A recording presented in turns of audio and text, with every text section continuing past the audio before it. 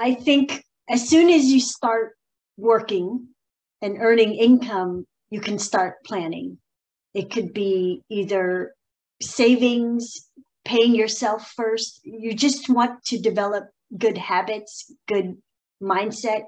And then when they, let's say, get married or then have children, they already have a mindset of planning and looking into the future, as opposed to just living day by day, month by month, and just instant gratification type of mindset.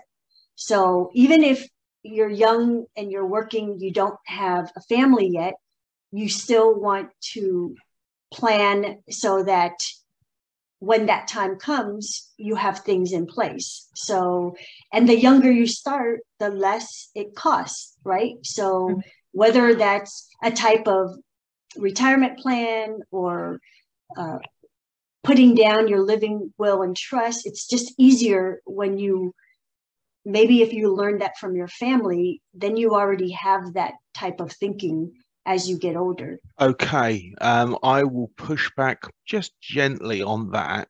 Now, obviously, my motorcycle accident had something to play for this, but I didn't leave home until I was 30. And now's the case that you can't afford to rent. So that journey, which was so fundamental in our own growths, because we're all a similar age, that isn't the story that the young people are now living.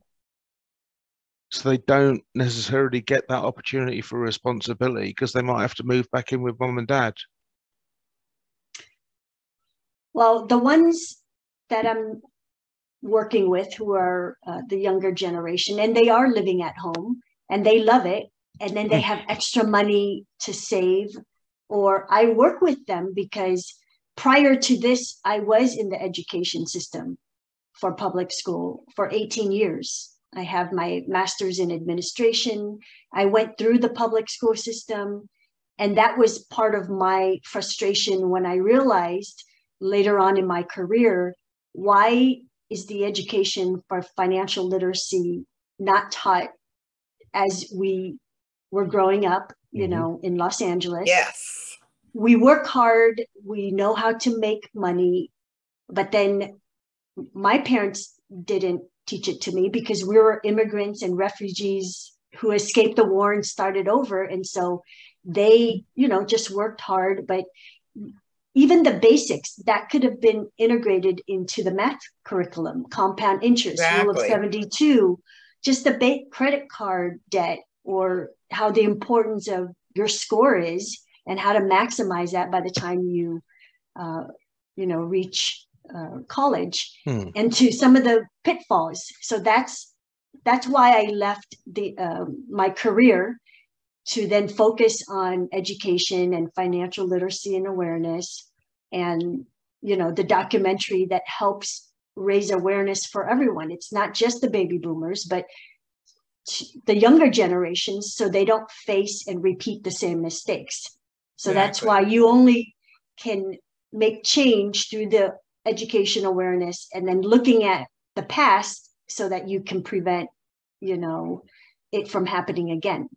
So yeah, so even if you're living at home, there are things that you can still put in place so that your parents don't have to worry, or that when you're ready to move out, you already have it in order. Okay.